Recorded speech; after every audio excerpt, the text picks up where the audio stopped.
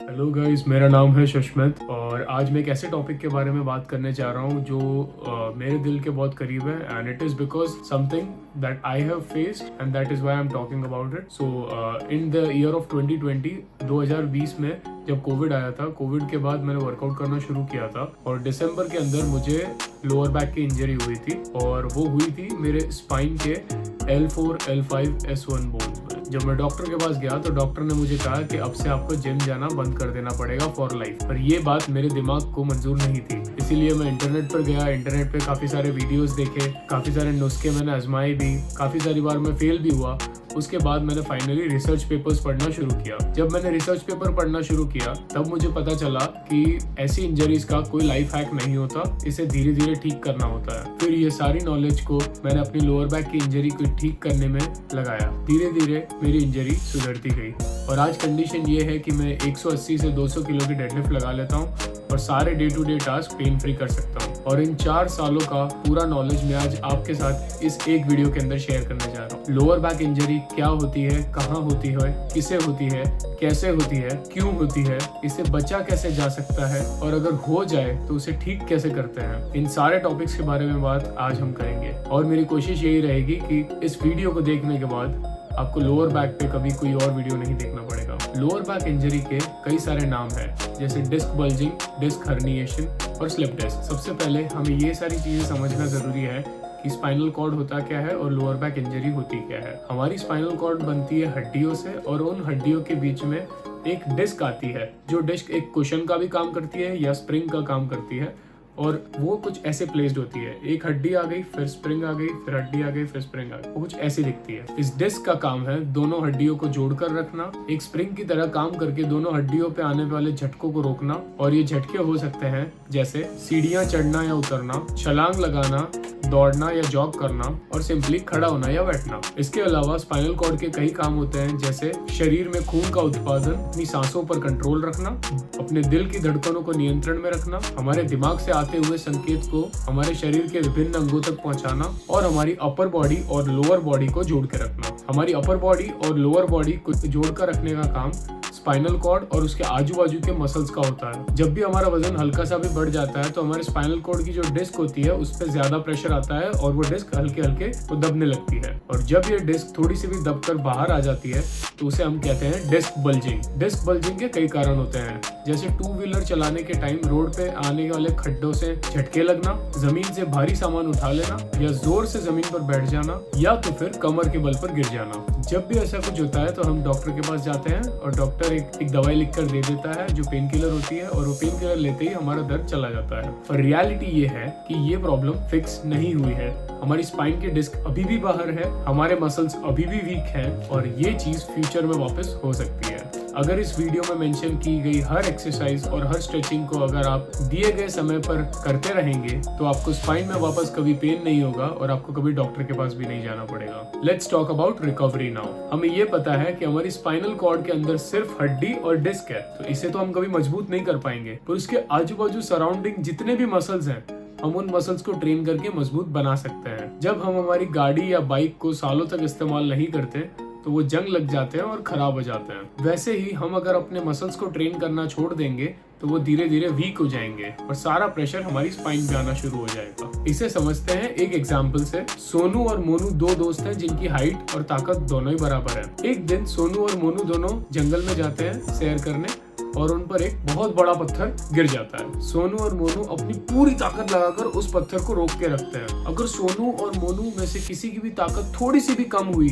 तो पत्थर दोनों पे गिर जाएगा। बहुत देर तक रोक के रखने के बाद मोनू की ताकत फाइनली थोड़ी थोड़ी कम होने लगती है और वो पत्थर उन दोनों पे गिर जाता है। इसी तरह समझिए कि हमारे अपर बॉडी का वजन उठाने वाले सोनू और मोनू है हमारी स्पाइन और उसके आजू बाजू के मसल्स। और यहाँ हम जिन मसल्स की बात कर रहे हैं वो कुछ ऐसे दिखते हैं। इन मसल्स का सिंपल भाषा में नाम है upper abs, lower abs, obliques, lower back and QL. Upper abs और लोअर एब्स का काम है लेग्स को अपर बॉडी के पास लाने में मदद करना और लेग्स को अपर बॉडी से दूर ले जाने में मदद करना। लोअर बैक मसल्स का काम है स्पाइन को सपोर्ट करना और क्यूएल मसल का काम है स्पाइन को रोटेट करने में मदद करना। हमें जब भी स्पाइन की इंजरी होती है तो वो हमेशा स्पाइन के निचले हिस्से में होती है, जिसे हम कहते हैं लोअर बैक। और लोअर बैक के अंदर 3 अलग अलग हड्डियां आती है, L4, L5 एंड S1। जैसे ही अपर बैक का काम है अपर बॉडी को कनेक्ट करके रखना, वैसे ही लोअर बैक का काम है लोअर बॉडी को कनेक्ट करके रखना। और हमें ये भी पता है कि हमारी बॉडी एक मशीन से कई गुना ज्यादा पेचीदा है, इसीलिए मसल्स को सिर्फ मजबूत बनाना जरूरी नहीं है बल्कि उनका लचीलापन भी जरूरी है। तो हम लोअर बैक की रिकवरी को 2 अलग अलग पार्ट्स में डिवाइड करेंगे। पहला रहेगा लोअर बॉडी की स्ट्रेचिंग और दूसरा रहेगा लोअर बॉडी या लोअर बैक की स्ट्रेंथनिंग। लोअर बॉडी की स्ट्रेचिंग में हम 6 अलग अलग स्ट्रेचेस करते हैं। पहले स्ट्रेच का नाम है बटरफ्लाई स्ट्रेच, जो हमारे ग्रोइन एरिया या एडक्टर एरिया को टारगेट करता है। इस स्ट्रेच को करने के लिए हम हमारे हिप्स को दीवार से टच करके रखेंगे और हमारे दोनों पैरों के पंजों को एक लाइन में लाकर नमस्ते का साइन बनाएंगे। इसके बाद हमें ये कोशिश करनी है कि हमारे दोनों पैरों के घुटने जमीन से जितना हो सके उतने पास जाए। हमें इस स्ट्रेच को कोशिश करनी है कि 1 से 2 मिनट तक कर पाए। जब हम इस स्ट्रेच को 2 मिनट तक कर सकते हैं, उसके बाद हमें इसमें वेट्स ऐड करने हैं और हमें ये ध्यान रखना है कि हम वेट और स्ट्रेच का टाइम धीरे धीरे बढ़ाते रहें, जो कि बहुत जरूरी है। हमारा दूसरा स्ट्रेच टारगेट करता है हमारे हैमस्ट्रिंग्स मसल्स को और इस स्ट्रेच को हम कहते हैं एलिफेंट वॉक। इस स्ट्रेच में हम बिल्कुल एक हाथी की चाल को कॉपी करने की कोशिश करते हैं। इस स्ट्रेच में हमें हमारे शरीर को आगे की तरफ मोड़ना है और हमारे हाथ को एक फ्लैट सरफेस पर रखना है। उसके बाद हमारे दोनों पैरों के घुटनों को हमें एकाएक मोड़ना है और सीधा करना है और इस स्ट्रेच को भी हमें 1 से 2 मिनट के लिए परफॉर्म करना है। हम स्टार्टिंग में इतना ही नीचे जाएंगे जितना हमारा बॉडी अलाउ करता है और जितने में आपको पेन महसूस नहीं होता है। धीरे धीरे हम हाथ की हाइट को और नीचे ले जाएंगे और हमें याद रखना है कि ये सारी मूवमेंट्स धीरे धीरे करनी है। हमारा तीसरा स्ट्रेच रहेगा हमारे काफ मसल्स का। इसके लिए हमें कोई मशीन या इक्विपमेंट की जरूरत नहीं पड़ेगी, आप अपने घर में भी इसको कर सकते हैं। हमें बस अपने पैरों के पंजों को दीवार से अड़ाकर जितना आगे जा सके उतने आगे जाने की कोशिश करनी है। आपको जो एंगल पे सबसे ज्यादा स्ट्रेच महसूस हो उस एंगल को आपको पकड़ के रखना है 1 या 2 मिनट तक, जितना आप कर पाए। हमें ध्यान रखना है कि इस स्ट्रेच में हमें बिल्कुल भी झटका नहीं देना है। स्ट्रेच नंबर 4, ये स्ट्रेच रहेगा हमारी ग्लूट्स या एबडक्टर मसल के लिए। इस स्ट्रेच में हमें जो साइड के ग्लूट को ट्रेन करना है उसी लेग को आगे रखकर एंकल और नी को जमीन पे प्लेस करके अपनी बॉडी से एक एल शेप बना के पीछे वाले पैर को जितना पीछे जा सके उतना धकेलने की कोशिश करनी है और अपर बॉडी को आगे की तरफ बेंड करना है। जहां आपको मैक्सिमम स्ट्रेच फील हो उस पोजीशन को पकड़ के रखना है और 1 से 2 मिनट तक इस स्ट्रेच को परफॉर्म करना है। आगे वाले पैर को अपने ऑपोजिट हैंड से पकड़ के रखना है ताकि पैर मूव ना हो और सारा स्ट्रेच अपने टारगेट मसल्स पे आए। और जब आपको ये स्ट्रेच इजी लगने लगे तो आप उसको एक हाइट पे भी परफॉर्म कर सकते हैं, कुछ ऐसे। पर हमें सारे स्ट्रेचेस को बहुत धीरे धीरे परफॉर्म करना है, बिल्कुल भी जल्दबाजी नहीं करनी है। स्ट्रेच नंबर 5, अगला स्ट्रेच हमारा रहेगा हमारे क्वाड्रिसेप्स मसल्स या क्वाड्स के लिए। इस स्ट्रेच के लिए हमें एक टेबल के साथ एक योगा मैट या एक पिलो की जरूरत पड़ेगी। सबसे पहले जो लेग को टारगेट करना है उस लेग के घुटने को हम पीछे की तरफ जमीन पे चिपकाएंगे और आगे वाले लेग को टेबल की साइड में सपोर्ट के लिए रखेंगे। जो लेग पीछे है उसी साइड के हाथ से उसे आगे की ओर खींचने की कोशिश करेंगे। जितना हो पाए आगे की ओर खींचेंगे। हम ये सोचेंगे कि हमारे हिप्स आगे की तरफ जा रहे हैं और हमें ये भी ध्यान रखना है कि हमारा घुटना जमीन से ना उठे। इस स्ट्रेच को भी हमें 1 से 2 मिनट तक परफॉर्म करना है। हमारा आखिरी स्ट्रेच रहेगा हमारी एंकल मोबिलिटी के लिए। इस स्ट्रेच को परफॉर्म करने के लिए हमें हमारे पैर को एक टेबल पर रखना है, अपने पंजे और एड़ी को टेबल पर चिपकाकर घुटनों को आगे की ओर ले जाना है और कोशिश करनी है जितना आगे तक ले जा सके वहां तक जाना है। अब मसल्स की स्ट्रेचिंग को सीखने के बाद हम उन मसल्स की स्ट्रेंथ बढ़ाएंगे जो हमारी स्पाइन पर लोड कम कर देगी। हमारी पहली एक्सरसाइज रहेगी हमारे अपर एब्स के लिए, जिसे कहते हैं क्रंचेस। इस एक्सरसाइज में आपको अपने हाथों को अपने कानों पर रखना है और आगे की तरफ मुड़ने की कोशिश करनी है बिना अपनी कमर को ऊपर किए। और जब आप आगे की तरफ आओ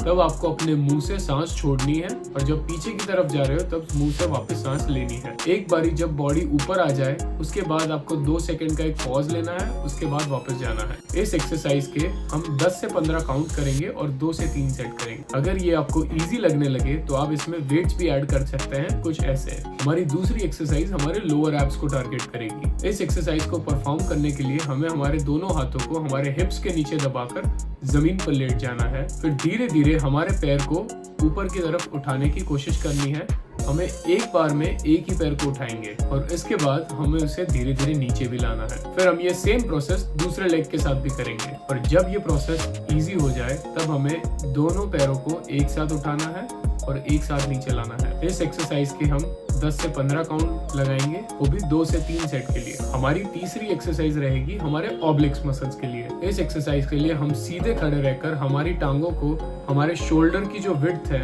उतनी दूर रखकर जो साइड के ऑब्लिक मसल को हम ट्रेन कर रहे हैं उस साइड के हाथ को कान पे रखकर बॉडी को धीरे धीरे दूसरी साइड खींचने की कोशिश करेंगे। हमें धीरे धीरे साइड में जाना है और धीरे धीरे वापस ऊपर भी आना है।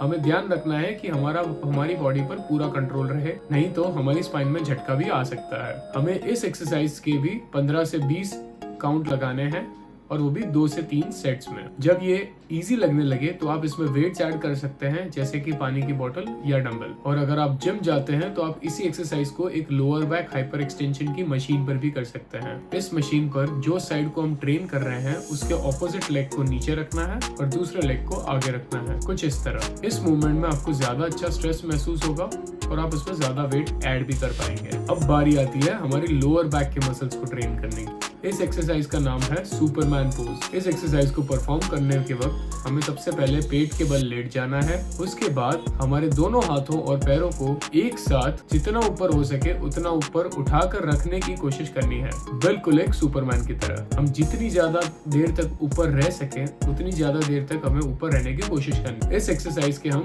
8 से 10 काउंट लगाएंगे, वो भी 3 से 4 सेट। अगर इसी एक्सरसाइज को अगर आपको जिम में लगाना है तो आप शुरू करेंगे लोअर बैक हाइपर एक्सटेंशन की मशीन पे सिर्फ खड़े रहने से। जब आप 1 से 3 मिनट तक लगातार खड़े रह सकते हैं उसके बाद आप धीरे धीरे कुछ इस तरह लोअर बैक हाइपर एक्सटेंशन लगाना शुरू करेंगे, वो भी एकदम कम रेंज ऑफ मोशन। स्टार्टिंग में हमें बहुत छोटे छोटे रेप्स लगाने हैं, धीरे धीरे हमारे रेप्स बढ़ते जाएंगे और उसके बाद जब आपको बिल्कुल भी दर्द महसूस नहीं होता तब आप पूरे रेप्स लगाना शुरू करेंगे। और जो लोग इस एक्सरसाइज को घर पे परफॉर्म कर रहे हैं, जिनके पास एक हाइपर एक्सटेंशन का मशीन नहीं है, वो लोग इस एक्सरसाइज को एक टेबल या एक चेयर पर भी परफॉर्म कर सकते हैं बैठकर, कुछ इस वीडियो की तरह। हमें क्या करना है कि हमारे दोनों टांगों को खोलना है, दोनों पाँव के पंजों को जमीन से एकदम जोड़कर रखना है, हमारे दोनों हाथों को कान पर रखना है और कोशिश करनी है आगे की तरफ जितना नीचे जा सकूं उतना नीचे जाना है। और इस एक्सरसाइज को भी हमें बहुत ज्यादा कंट्रोल में करना है,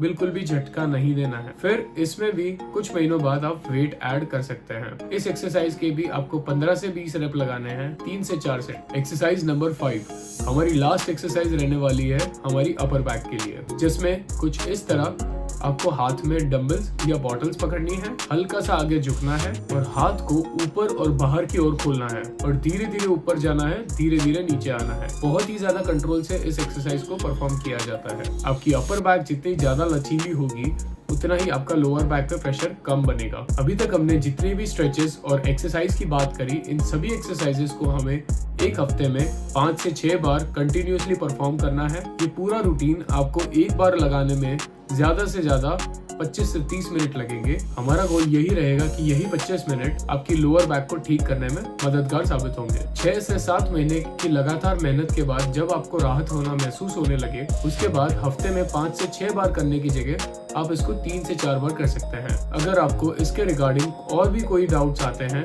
तो आप मुझे इंस्टाग्राम पर बेझिझक पूछ सकते हैं। मैं आशा करता हूँ कि ये वीडियो आपको अच्छी लगी होगी और अगर आपकी नज़र में ऐसा कोई है जिसको लोअर बैक की इंजरी है या उसको लोअर बैक में पेन होता है तो इस वीडियो को उन तक पहुंचाकर उनकी मदद जरूर करिएगा। Hope this helps. See you in the next one.